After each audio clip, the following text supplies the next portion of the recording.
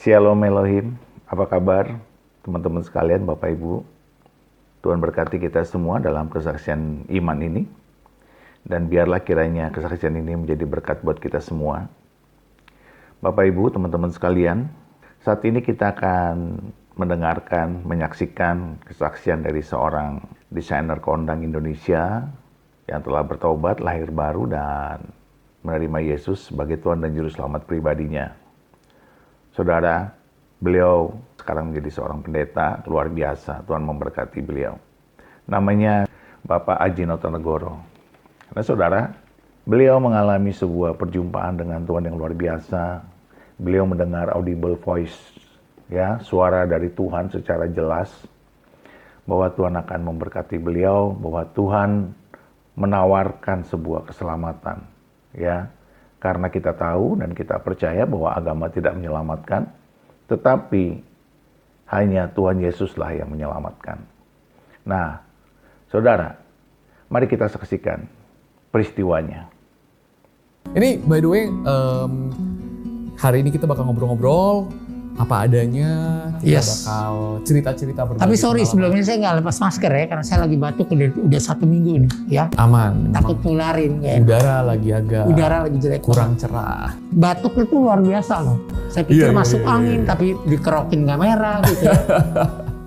Oke. Kak Aji, mungkin banyak teman-teman yang belum tahu nih, tapi Kak Aji adalah seorang desainer yang luar biasa ya. Amin. Biasanya bergerak di baju-baju formal wear, tradisional ya. Dan kalau dilihat-lihat, kelihatan sih tadi pas aku pertama kali ketemu Kak Aji dari gayanya, kombinasi sepatu, sabuk, dan kalungnya ya. Kayaknya saya harus dapat tips sedikit ini.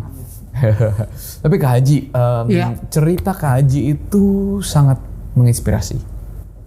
Dan saya percaya hari ini obrolan kita bakal menginspirasi dan membuka cara pikir banyak dari kita. Mudah-mudahan menjadi inspirasi dan motivasi bagi banyak orang ya.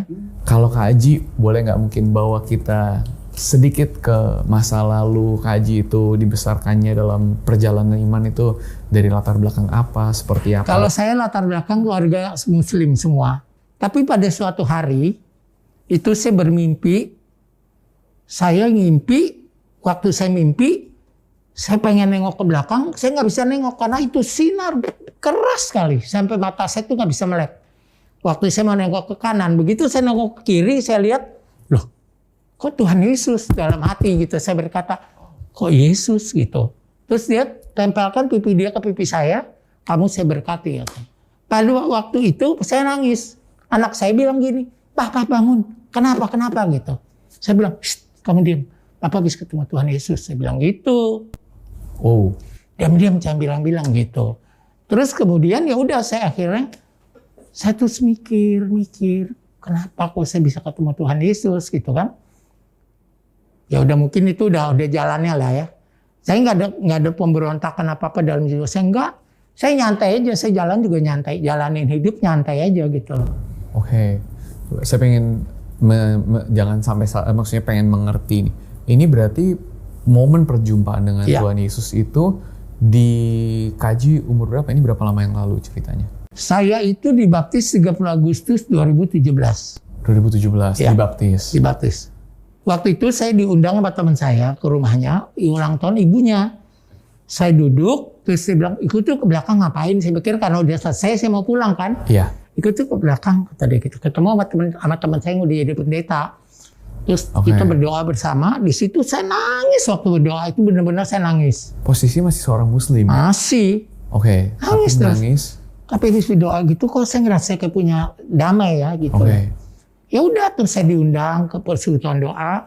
Jadi banyak orang juga berpendapat, oh nih gara-gara si A, si B, nih Aji dipengaruhi. Padahal nggak ada. Saya bilang orang nggak bisa itu dipengaruhi ya. Mengenai kepercayaan nggak bisa dipengaruhi. Saya juga sama anak-anak saya nggak mau pengaruhi anak-anak saya.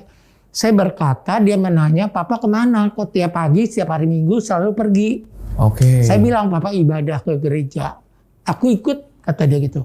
Loh, kamu kan muslim, kamu kan ke gereja, nggak apa-apa, aku ikut aja nemenin. Ya udah, dia awalnya ikut temenin saya ke gereja. Setelah itu, terus dia bilang, Akhirnya jadi dia main game, terus dia angkat tangan, nyanyi, mulai angkat tangan. Udah, terus dia pulang, "Pak, aku kayaknya ikut sama Papa deh, ikut Tuhan Yesus." "Oh ya udah silakan, yang penting saya nggak maksa."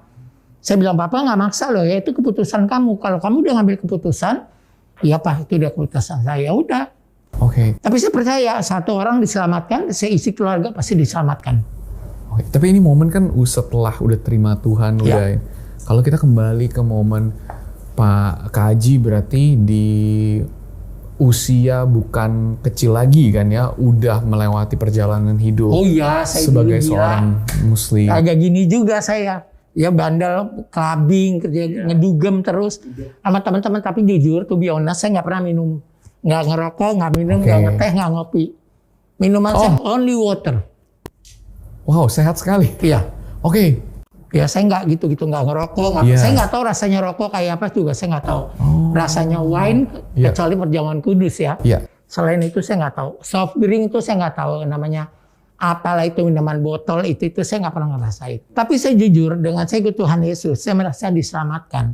Kalau enggak, mungkin saya nggak kapok-kapok, masih pulang pagi. Ya, ngelihat teman mabuk, senang ketawa-ketawa, bayarin ya kan. Saya kerjain gitu dulu, tapi saya pikir aduh.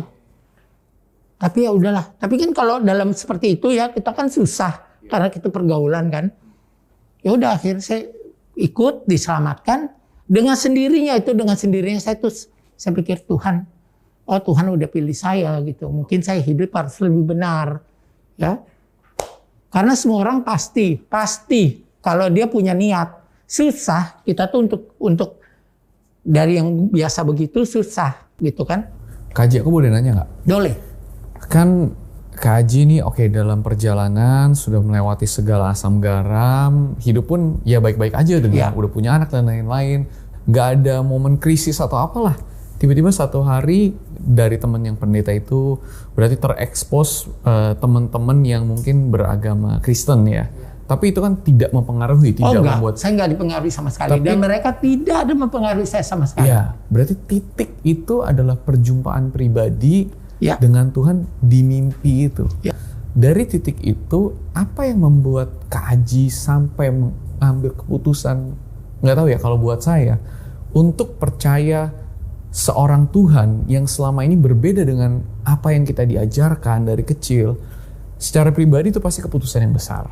Belum lagi dampaknya terhadap keluarga, pertemanan, apa kata orang. Pastikan ada suatu keyakinan yang... Ini juga yang saya mau ngomongnya. Gimana Kak? Orang kan bilang hati-hati Ji, nanti keluarga pasti ngejauhin kamu. Kamu dimusuhin sama keluarga. Saya cuma punya satu omongan. Keluarga saya, nenek moyang saya, siapapun mau ninggalin saya nggak peduli, saya bilang. Yang penting Tuhan Yesus tidak meninggalkan saya. Itu kunci saya, pegangan saya. Oke. Ya. Teman-teman saya ya udah, kalau dia nggak mau main sama saya begini ya udah nggak apa-apa untuk saya. Karena untuk saya yang penting Tuhan Yesus, gitu loh. Apa yang terjadi di balik pemikiran Kak Haji? Maksudnya apakah satu momen itu membuat Kak Haji yakin sesuatu terhadap Tuhan Yesus atau bagaimana? Saya yakinnya begini, karena setiap manusia kalau dia percaya, intinya sama Tuhan itu percaya dan iman. Imani dan percaya. Udah itu aja. Kalau kita percaya, mau agama apapun, kamu mau nunggang-nungging 10 kali sehari, kalau kamu nggak percaya, iman kamu nggak kuat, percuma. You get nothing from that. Oke. Ya? Oke. Jadi untuk saya percaya aja. Percaya kok saya. Tuhan itu yang memelihara kita. Saya percaya itu. Dan terus saya belajar. Saya baca Alkitab. Terus saya pengen baca. Kayak orang kehausan gitu ya. Oh, iya. Ada perasaan itu berarti. Ya. Dan terus waktu saya mau dibaptis, saya waktu itu mendiang Bapak rohani saya, Edi Sabto. Iya. Ya Pak Pendeta sekarang udah mendiang, udah meninggal. Saya ketemu, terus saya bilang, Pak, saya mau dibaptis. Kamu belajar dulu sama saya. Kalau kamu mau dibaptis, kamu ngerti nggak arti baptis itu? Itu bukan perjanjian kamu dengan pendeta, itu perjanjian kamu dengan Tuhan, kata dia gitu. Caranya gimana Pak? Buat saya belajar dulu berapa lama? 10 bulan. Ya Pak, ntar keburu saya tukar pikiran, saya bilang gitu kan. Iya. Ya udah terserah kamu bisa punya waktu nggak? Kalau kamu punya waktu, kita belajar dari pagi, dari jam 11 pagi sampai jam 3 pagi.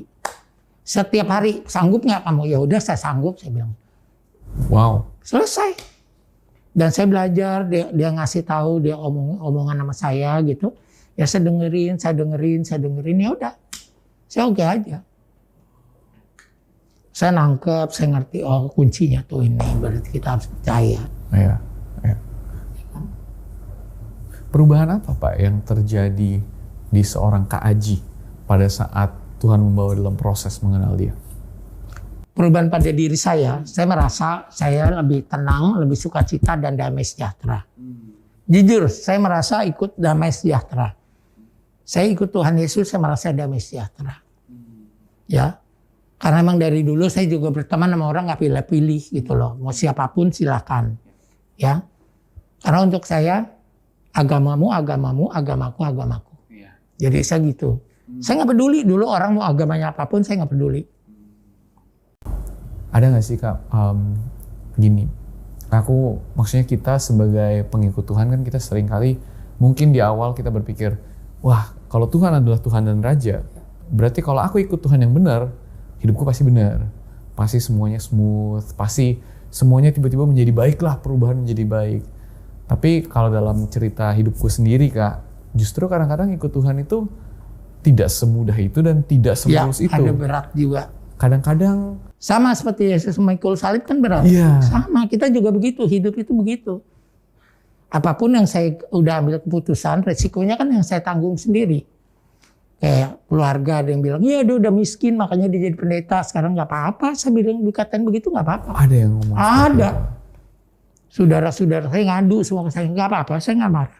Justru mereka yang marah sama itu ya, sama keluarga saya.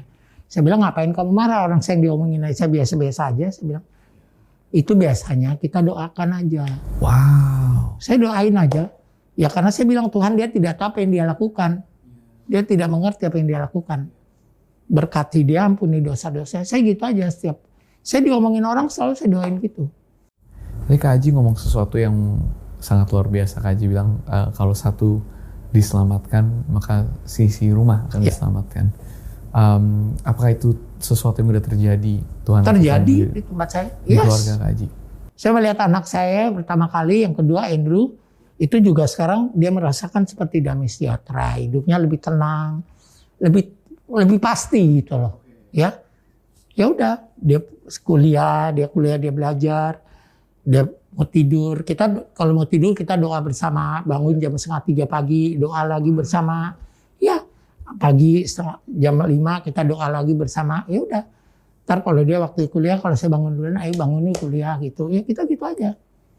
Dan tentunya perjalanan itu dengan keluarga, perjalanan mengenal Tuhan itu sendiri pun sebuah mujizat kan sebenarnya yang kita kadang-kadang tidak sadar karena kita suka yang wah banget gitu kan. Tapi Kak Aji pernah nggak punya pengalaman yang mungkin yang kayak tadi orang bilang mujizat gitu, yang Kak Aji bisa bilang wah ini benar-benar dari Tuhan di dalam perjalanan setelah ketemu Tuhan, ada nggak Kak Aji? Jadi gini, mungkin setahun yang lalu saya sakit, saya kena diabetes, saya iseng, ya kaki saya katalan, saya nonton CNN, gitu saya cuyil sampai bolong gini jari manisnya. Waduh. Ya terus saya masih kerja sama Menhub, turun naik panggung gitu, jadi juri ya. Terus waktu mau makan siang, makanan udah nggak bisa masuk, saya dibawa manajer saya ke rumah sakit. Tapi waktu diperiksa, dokter berkata saya, kamu ada diabetes? Enggak, aku ya karena aku nggak ngerasa, aku nggak ngerti ya. Karena hidupnya sehat. Iya, enggak, aku nggak pernah. Gitu saya bilang, kamu hidupnya gimana? Saya cerita cara hidup saya. Enggak, kayaknya enggak deh, saya bilang gitu. Emang dulu sering begadang, masih pulang pagi. Tapi saya pergi ke klub manapun nggak pernah minumnya selalu air putih. Dan saya nggak pernah ngerokok tuh nggak pernah. Apalagi drugs gitu saya nggak pernah nyoba sama sekali. Jadi dia bilang saya langsung harus opname kata dia. Padahal pada waktu itu dicek dalam usia saya 62 tahun. Gula darahnya 214 itu nggak tinggi kata dokter. It's okay, itu nggak tinggi. Cuman karena pola hidup saya benar, kata dokter, kamu diselamatkan. Kalau kamu nggak benar, kamu udah gawat ini. Nah gitu. Jadi waktu saya dirawat, shock kan saya. Karena dari penyakit diabetes pasti ada jantung, ada ini gitulah. Iya, Kan? komplikasi. Komplikasi. Tapi saya pikir ya udahlah. Saya sakit juga bukan karena kehendak saya, itu udah kehendak Tuhan kan. Udah saya menyerahkan diri aja sama Tuhan. 3 hari, 4 hari, dokter bilang, Ji, kaki kamu saya potong aja ya. Hah? Kakinya dipotong. Saya bilang kalau satu gini, lu cara jalannya gimana? Saya bilang enggak, yang dipotong jari yang itu aja yang kamu cabut-cabut lupa jari itu. manis, ya. Jari manis mau nggak? Kalau kamu pakai kaos kaki nggak kelihatan kok. Jadi saya mikir iya, kalau saya pakai kaos kaki juga nggak kelihatan, saya pakai sepatu juga nggak kelihatan. Kecuali kalau saya ngomong, orang baru tanya kan gitu. Saya pun kadang-kadang saya kasih lihat, saya nggak malu. Iya. Ya. Terus udah gitu, pas dioperasi, dokter bilang kamu 6 bulan nih baru bisa buka perban. Ini baru bisa kembali normal, bisa kering. Oh iya. Saya cuma itu kan kata dokter. Iya. Ya kan? Terus begitu saya udah boleh pulang, saya di rumah, waktu di rumah sakit juga gitu. Saya baca firman, saya doa. Di rumah saya lagi baca firman, jam segini lah, jam 1, jam 2 gitu. Saya baca firman, terus saya doa Bapa kami 7 kali. Saya bilang, Tuhan Yesus, Aji mau jalan dong kayak dulu. Aji nggak mau, Aji tolak dalam nama Tuhan Yesus Kristus. Saya nggak mau pakai kursi roda, saya nggak mau pakai tongkat. Saya bilang gitu. Wow. Terus di hati saya bilang, kayak ada yang ngasih tahu Aji, kamu punya iman, kamu bisa jalan. Kata dia, oh iya ya, saya punya iman, saya bisa jalan. Terus saya mau berdiri sambil tempat tidur gitu, saya diri. Suster bilang, jangan Pak, nanti jatuh, Bapak belum boleh jalan gitu, Bapak belum bisa jalan. Enggak, saya bisa jalan, saya punya iman. Saya duduk ke sofa. Suster, hah? Anak saya bilang masuk kamar, loh, Papa kok udah duduk di situ, gimana caranya? Jalan. Mana mungkin. Anak saya ngasih tahu manajer saya, Om Iman, Papa udah bisa jalan. Nggak mungkin orang barusan masih geletak masih tiduran kok, atau nggak mungkin bohong tuh kata dia. Ya udah, tapi saya sampai detik ini saya jalan. Dan itu miracle. Dan saya cerita sama dokter bilang no, itu impossible. Dalam seumur kamu tidak mungkin itu. Kalau itu keajaiban Tuhan, saya percaya. Tapi kalau secara medis itu nggak mungkin. Dokter bahkan bilang seperti itu. Dokter bilang seperti itu. Terus dia lihat kaki saya. Coba lihat loh. Kok udah balik kayak semula? Kata dia gitu. Ya. Kata dokter kan 6 bulan baru bisa kembali kan. Iya. Percaya nggak? 2 minggu kaki saya udah kembali normal. Udah rapet jahitannya udah normal. Kalau kamu saya kasih lihat susah sih. Kalau nggak saya kasih lihat. Udah normal. Udah seperti gini lagi. Tadi kan keblek gitu kan. Sampai sini kan. Udah normal. Dokter bilang nggak mungkin ini miracle, kata dokter. Nggak mungkin Aji, dalam seusia kamu bisa begini, nggak mungkin, ini keajaiban Tuhan. Ya ini kejadiannya seperti ini memang, saya bilang gitu. Dan saya percaya. Karena waktu dibuka perban, yang susahnya buka perban, kok udah kering ya? Langsung kering, langsung kayak biasa, udah. Itu adalah... Itu saya bilang mujizat itu nyata.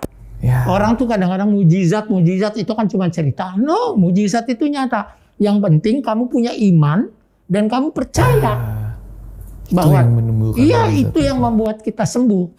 Kalau sakit jangan pikirin penyakitnya, cuekin aja. Kita berserah diri pada Tuhan. Karena kita sakit menderita itu bukan karena kehendak Tuhan, bukan karena kehendak kita, itu karena udah kehendak Tuhan. Ya mungkin saya dikasih sakit supaya saya lebih dekat lagi sama Tuhan gitu loh. Itu luar biasa, karena saya percaya kadang-kadang kita sebagai orang yang percaya sama Tuhan Yesus kan, kita kalau bisa semua masalah di hidup ini sembuhnya secara mujizat gitu kan. Tapi terkadang yang saya lihat Tuhan nggak selalu memberi mujizat. Demi kita Tuhan biasa memberi proses. Orang biasanya gini berdoa, habis berdoa malam ini besok kejadian gitu kan bisa. Kan Tuhan proses dulu. Kalau saya kasih kejadian kamu langsung, kamu besok udah nggak percaya lagi sama saya gitu kan. Karena proses itu merubah diri iman kita. Iman kamu berubah katanya Tuhan gitu. Dimanapun kita, semua teman-teman yang di rumah ya, apapun yang kita alami, mungkin justru kita lagi berada di tengah-tengah masalah, tapi saya selalu percaya masalah itu adalah kesempatan untuk Tuhan untuk menyatakan mujizatnya, untuk menyatakan kebaikannya, untuk menyatakan bahwa dia real. Pokoknya percaya aja, percaya itu kuncinya. Kamu mau ngapain pun kalau kamu nggak percaya, ya percuma. Kamu berdoa tiap jam, tiap menit, tapi kamu nggak percaya, you get nothing. Gak akan dapat apa-apa. Percaya aja, punya iman. Dengan iman, berdoa pun dengan iman. Itu kuncinya. Thank you so much Kak Haji. Boleh mungkin sambil sekaligus mendoakan teman-teman kita yang di rumah, boleh. Apapun yang mereka lagi alami. Boleh, silakan Kak Haji. Bapa kami di sorga, dikuduskanlah namamu, datanglah kerajaanmu, jadilah kehendak-mu di atas bumi seperti di dalam surga. Ya Tuhan Yesus, pada saudara-saudara kami yang ada di luar sana yang sedang terbaring di rumah sakit atau terbaring di rumah masing-masing, dalam nama Tuhan Yesus, Tuhan angkat semua penyakitnya dan Tuhan sembuhkan. Dan sudah disembuhkan. Karena percaya mujizat Tuhan, Engkau adalah segala berkat dari kami semua. Tuhan Yesus, sembuhkan mereka yang sedang sakit, yang terbaring di rumah masing-masing, yang terbaring di rumah sakit. Angkat semua penyakitnya dan disembuhkan. Di dalam nama Tuhan Yesus, kami berdoa. Haleluya. Amin. Amin. Sahabat Solusi, apapun situasi dan masalah kamu, aku yakin banget Tuhan ingin memperkenalkan dirinya kepadamu dan ingin kamu memiliki pengalaman pribadi yang jauh lebih luar biasa berbicara kepada Bapak, kepada Tuhan, seperti kita berbicara kepada Bapak kita. Bicara aja santai, jangan ada diumpet-umpetin. Percuma, karena Tuhan juga akan tahu apa yang kamu nggak mau ceritain. Tuhan tahu. Kamu belum mau bicara apa, Tuhan udah tahu isi hati kamu. Bicara aja. Bicara, Tuhan saya sakit, Tuhan saya mau kembali sembuh, saya mau sehat, saya nggak mau sakit, tolong Tuhan gitu. Tahu kebanyakan mungkin orang bilang berkat itu selalu berupa materi, bukan. Berkat itu bukan uang yang dari Tuhan. Kita dikasih nafas, tiap pagi kita harus bersyukur setiap bangun tidur. Tuhan, kami mengucap syukur atas kebaikan-Mu. Saya sudah dikasih nafas lagi untuk hari ini. Nafas itu berkat itu bukan berupa materi, ya. Kita hidup sampai sekarang ini tuh berkat Tuhan. Luar Jadi biasa. Biasanya orang salah, berkat itu selalu uang. Ya kan? Betul. Uang, kekayaan itu semuanya titipan. Pesan saya juga satu, jangan sombong. Kesombongan itu adalah awal dari kehancuran. Tuhan paling benci sama orang sombong. Ya. Luar biasa. Nafas adalah berkat. Ya, nafas itu berkat. Walaupun udaranya masih sedikit-sedikit. Udaranya seperti ini kita berkat. Tetap berkat. Benar. Thank you so much. Thank you so much. Tuhan akan bersihkan udara Indonesia. Amin. Puji Tuhan, pertobatan yang luar biasa. Nah, saudara, kita melihat bahwa apabila satu orang percaya dan bertobat, maka seisi rumahnya akan diselamatkan. Dan kita melihat bahwa anak-anak dari Pak Aji Notonegoro mengalami pertobatan juga dan mengalami kelahiran baru dan menerima Tuhan Yesus sebagai Tuhan dan Juru Selamat pribadi mereka. Saudara, inilah doa kita, pergumulan kita, kasih kita kepada setiap orang yang belum percaya. Saudara, janganlah membenci, janganlah menghakimi.